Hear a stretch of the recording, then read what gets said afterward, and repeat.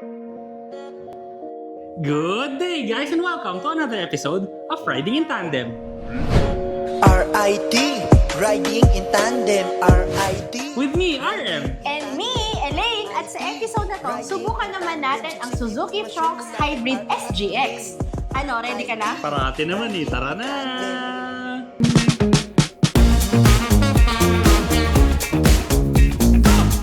Ang makina nito ay 1.5-liter double overhead cam, 16 valves with dual VVT plus 12 volts hybrid with engine auto stop start. May maximum output ito na 74 kilowatts at 6,000 RPM at may maximum torque naman na 135 Nm at 4,400 RPM. Ang transmission nito ay 6-speed automatic.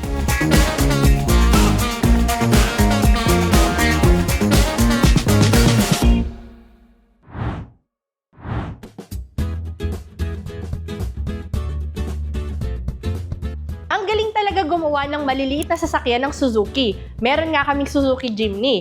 Paborito naman ni RM yung APV at ako naman yung Swift. At eto naman, cutie na napakaangas na crossover. Ang lakas ng dating! Kakaiba ang Fronx kasi mababa yung stance pero palapad naman siya. Sharp looking ang DRS, pahaba siya na manipis, parang katana. Tapos meron siyang tatlong bloke ng LED na nandun sa loob. Nakadugtong naman yon sa chrome bar dito sa grill na merong malaking emblem ng Suzuki sa gitna. Hindi rin kalakihan yung grill pero may mga sensors to para sa ADAS system at camera para sa 360-degree view. Ang headlights naman, itong malaki sa baba. So tatlong parts to. Yung dim lights niya, itong dalawa sa ilalim, tapos pag nag-bright ka naman, yung nandito sa ibabaw. Meron din tong follow me home function. So pagkababa mo ng sasakyan at pagpatay mo, naka-on pa siya para makita mo yung mga pintuan mo o yung gate na papasukan mo, tapos mamamatay na rin naman siya after a while. Sa sides, matulin ang dating, ang baba kasi ng bubong at pahaba. Pero ang ground clearance nito, 170mm. Sharp din yung design cues. Yung mga fenders, ang ganda ng pagkakakat. Hindi yan masyadong nakalabas pero dahil malalim yung uka, parang labas na labas yung dating. May roof rails, power side mirrors na may turn signal light and camera. Merong chunky matte body moldings. Meron ding silver accent sa bandang ibaba. At ang size ng gulong, 195/60R16. Napakaangas dito sa likod. Naka one-piece tail lights to. Yung bumper naman niya, imbis na paliitin yung cut dito, mas pinalaki pa kaya nagmukhang mas chunky. Ang laki rin ng silver na diffuser nito sa ilalim. Naka shark's fin antenna na rin to. Spoiler, defogger, wiper, rear view camera, at parking sensors. Very surprising ang space na sa cargo. Kasi ang liit lang ng kotse, di ba? Ang liit-liit ng likod, pero pag sinilip mo, ang laki. Kaso medyo mababa lang siya. May mga lalagyanan siya ng tools tsaka jack doon sa right side. Meron din tong ilaw dito sa driver side. Sa ilalim naman, meron tong full size na spare wheel. Yun nga lang, naka-steel rims lang. Natatanggal din tong cargo cover at kung kailangan mo ng more space, 60/40 folding din yung second row seats. Dito naman sa interior, klase siya, tas medyo sporty, tsaka medyo maraming nangyayari dito, no? Yung dashboard pa lang, meron siyang ordinary na black sa ibabaw, may mga silver accents, merong parang gold na brown na accent, tas meron din siyang parang burgundy parts, meron ding piano black finish, so medyo marami, pero maganda siyang tignan overall. Tatlo ang screen dito. So sa infotainment system, meron siyang 4.2-inch na instrument display sa gitna. Sa left nun, merong tachometer. Sa right naman, merong speedometer. Yung isang screen naman, yung infotainment system. 9 inches to. Merong Android Auto, Apple CarPlay, Bluetooth, kung ano yung nasa isip mo, FM, AM, meron din dyan. Pati yung 360 camera, dyan mo rin makikita, tsaka reverse camera. May isang screen pa dito, no? Kaso nawawala. Pero pag in-start mo kasing sasakyan, merong aangat yan dito. So yun yung heads-up display. Makikita mo dun yung speed ng sasakyan, ilang kilometers per liter yung takbo mo, pati kung anong gear nakalagay yung shifter mo. Ang manibela naman, leather wrap. Meron ding piano black finish, silver accents, chrome accents, at ang daming pindutan dito, no? Sa left side, meron siyang pindutan para sa infotainment system tsaka instrument cluster. Sa right side naman, may control siya para sa adaptive cruise control. Sa likod, meron siyang paddle shifter. So, downshift sa left, upshift sa right. Sa bandang baba naman, sa left side, may control siya para sa hands-free at saka sa phone function. Sa right side naman, yung lane keep assist. So, di ba? Manibela pa lang, daming pindutan. Pero dito sa left side ng manibela, mas marami pang pindutan. Nandito yung 360 cam na pindutan, traction control, lane keep assist, collision mitigation, auto start stop function, parking sensors, pang-level ng headlight, heads-up display, pati yung adjustment ng brightness ng instrument cluster nandito rin. Sa bandang baba nito, mayroon pang lalagyanan. Pwede mo ilagay dyan yung mga auto-sweep na cards or mga barya. At sa ilalim pa nun yung bukasan ng gasoline tank at saka ng hood. Auto climate control naman yung aircon system. So yung left side niya, toggle switch para sa fan speed. Yung right side naman, toggle switch para sa temperature. Yung the rest ng controls nasa bandang ilalim. Meron din tong wireless charging, power supply, at saka USB na Type A. Meron ding dalawang cup holders.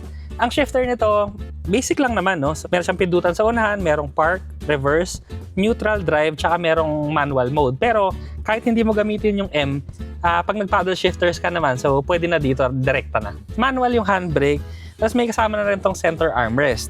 Pag binuksan mo, merong maliit na compartment sa loob. Pero ang maganda dito, no, adjustable to. Pwede mo siyang iabante. Ang mga upuan naman, hindi siya ordinary kasi ang daming nangyayari. Yung mga gilid niya, leather, meron parang burgundy sa ibabaw, may mga black sa gilid, tapos cloth naman yung gitna para hindi ka maiinitan. Sa space naman, naka-normal driving position ako, wala namang problema. No? Yung knee room ko, okay naman. Yung headroom ko, lampas 5 daliri. Check naman natin yung second row. Dito sa second row seats, ito yung normal driving position ni RM. 5'4" ang height ko. Ang headroom ko, lagpas 5 daliri. At itong knee room ko naman, more than 2 fist yung room niya. Maluwag na maluwag dito. Meron siyang hawakan both sides. Merong seat back pocket dito sa passenger side. Sa gitna, meron tayong map light. Meron din tayong aircon vent. May Type A tsaka Type C na USB charger. At saka merong maliit na compartment para pwede mong lagyan ng mga cellphone o kaya pwedeng wallet. Sa pintuan, may bottle holder tsaka maliit na lalagyan. Merong Isofix tethers, 3 yung 3-point seatbelt. At kagaya sa harapan, yung mga upuan, merong mga leather at saka merong cloth sa gitna. Kamusta naman kayang imaneho ang Suzuki Fronx? Subukan naman natin. Let's go! Subukan muna natin ngayon ang Suzuki Fronx sa city kasi malamang yung mga bibili nito, no? Kadalasan city, pero syempre pwede rin tong pang long drive, expressway driving. So dito muna tayo kasi ito yung pinaka-importante. Suwabe ba? Napaka-importante sa sasakyan yung feeling pag sa traffic. So ngayon, no? Umaandar tayo ng napakabagal. So mga 5 kilometers per hour lang. Ang revolutions ko nasa mga 8,000... 800. Ang revolution ko nasa 800 RPM, 1,000 RPM. Ayan, tumataas ng 1,200 RPM. Pero sobrang tahimik ng makina nito. Pinong-pino, napakagaling. Yung dinadaanan nating kalsada ngayon, no, semento siya, pero may mga hati ng semento, may mga linya-linya siya. So, ang ganda rin ng suspension nito kasi hindi mo masyadong nararamdaman. Hindi mo nararamdaman yung lubak, yung mga dugtungan ng semento. Mali. Komportable siya. Actually, ginamit na kasi namin to ng long drive. Yun. Pero talagang komportable kami, no. Nagpunta kami ng Bataan nito sa Las Casas de Acozar. So, napakagandang lugar nun. Pero ang importante kasi, no, from Manila papunta doon, hindi kami napagod dahil nga komportable itong sasakyan. Plus, yung engine power kasi nito, no. Sa ganitong traffic, saktong-sakto siya kasi hindi siya jerky, may tamang pull siya. Pag kunwari nakastop, tapos biglang go-go ka, hindi ka may iwan ng sasakyan sa unahan. Yung transmission, swabing-swabe rin, no? Yung shifting, kasi yan yung usual na na mararamdaman mo yung shifting ng first gear to second gear, eh. Dito, 6-speed automatic transmission, pero hindi mo nararamdaman yung shifting. Madali lang din tong tansyahin, no? Kasi mababa lang yung harap niya. So, yung mismong kalsada na nasa harapan nyo, kita nyo agad. At saka mababa talaga yung salamin. So, yung dashboard kasi mababa. Yung dito sa gilid mo, mababa rin. So, maganda talaga yung visibility overall, pati sa likod. Kasi kitang-kita mo, malaki rin yung salamin sa likod. Yung 360 cam nito, malaking tulong din para makita nyo yung buong paligid. Lalo na pagka magpa-park ka, mga tight na environments, kasi yan naman sa city, di ba?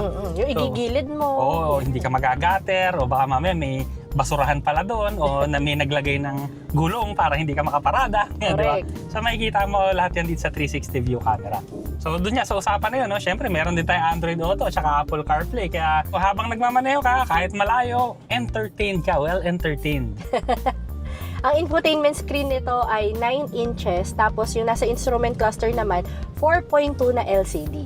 At hindi lang yun yung screen to, meron din kasi itong heads-up display. So nakikita mo yung speed mo, kung ilang kilometers per liter ka, yung oras, siya kung anong gear yung gamit mo. So gaya ngayon, nasa drive tayo, so D lang yung nakalagay doon. Maganda yun kasi hindi mo na kailangan tumungo dito sa instrument cluster para makita. Oh, so always eyes on the road for Correct. safety. Diba? Eyeballs lang ang gagalaw.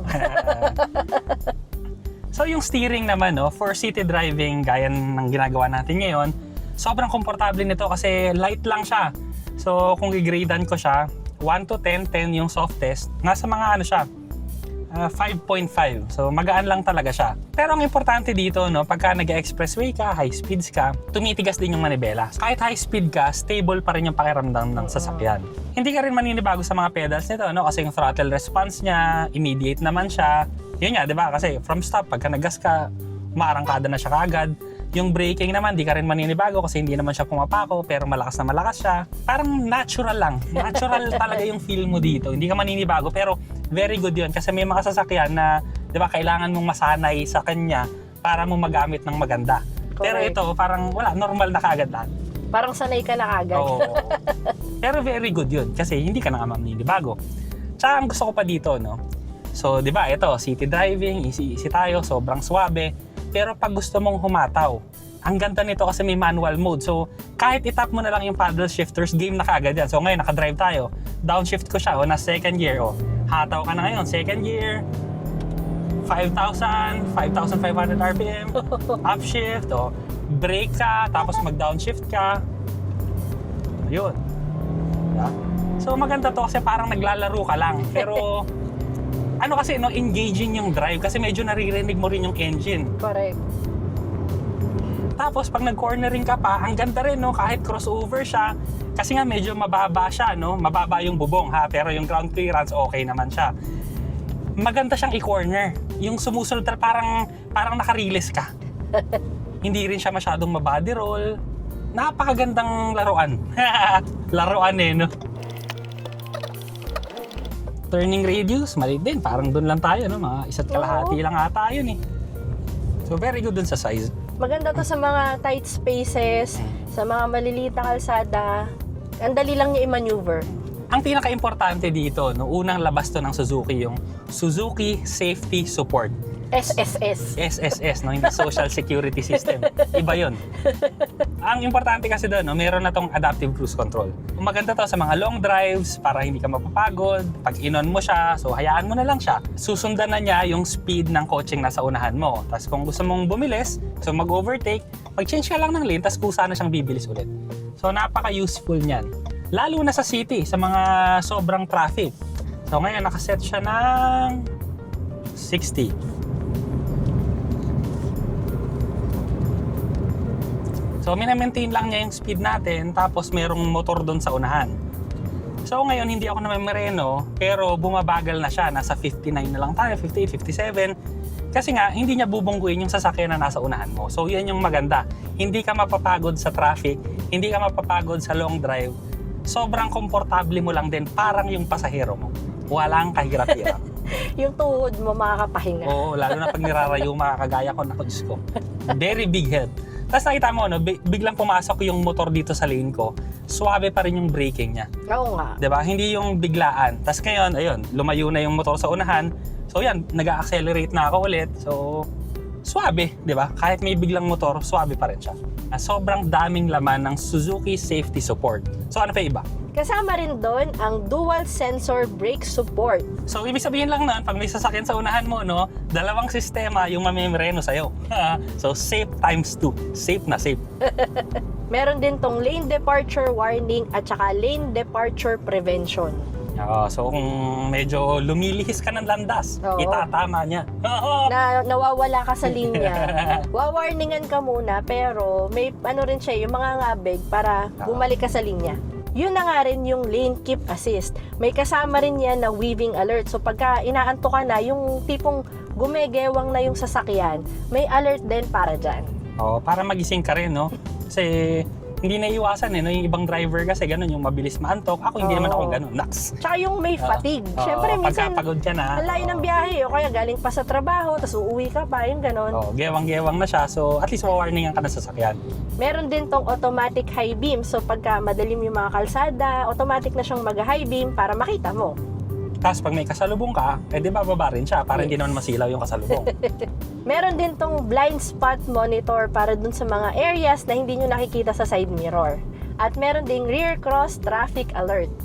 Na pag umaatras ka at hindi mo kita, at least, di ba, may nag-alert.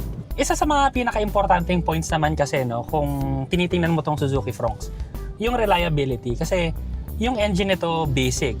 Yung transmission nito, automatic transmission lang. So, hindi yung DCT, hindi CVT, yung automatic transmission. Pero 6-speed pa rin, kaya maganda siya. Kung gusto mo talaga ng mga sasakyan na pang long term, na hindi ka pahihirapan, na sobrang reliable, so ito yung mga mechanicals na hinahanap mo. So, kamusta naman ang Fronx sa high-speed na driving? Yun yan, long distance naman namin to.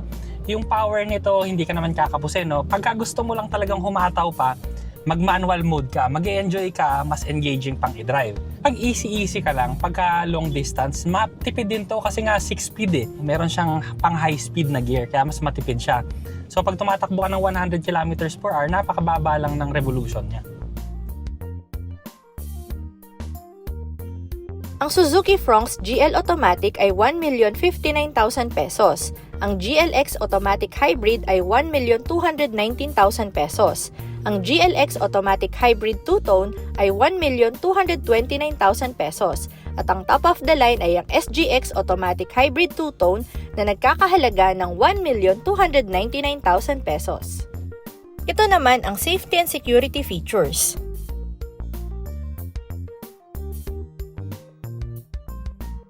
Additional naman sa safety, nakakuha ito ng 5-star ASEAN NCAP rating, kaya sure na safe ka.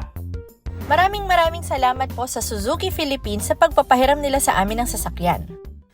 Kung naghahanap kayo ng sasakyan na maporma, madaling gamitin, very reliable at sure na pang matagalan, itry nyo na tong Suzuki Fronx. Ay, dagdag ko lang dyan komportable at masaya ring gamitin. Maraming salamat sa panonood. Sana nag-enjoy po kayo at may natutunan kayo sa video namin. O, next video na! RIT, riding in tandem. RIT, riding in tandem. RIT, riding in tandem. Siksik na impormasyon mula kay RM at Elaine. RIT, riding in tandem. RIT,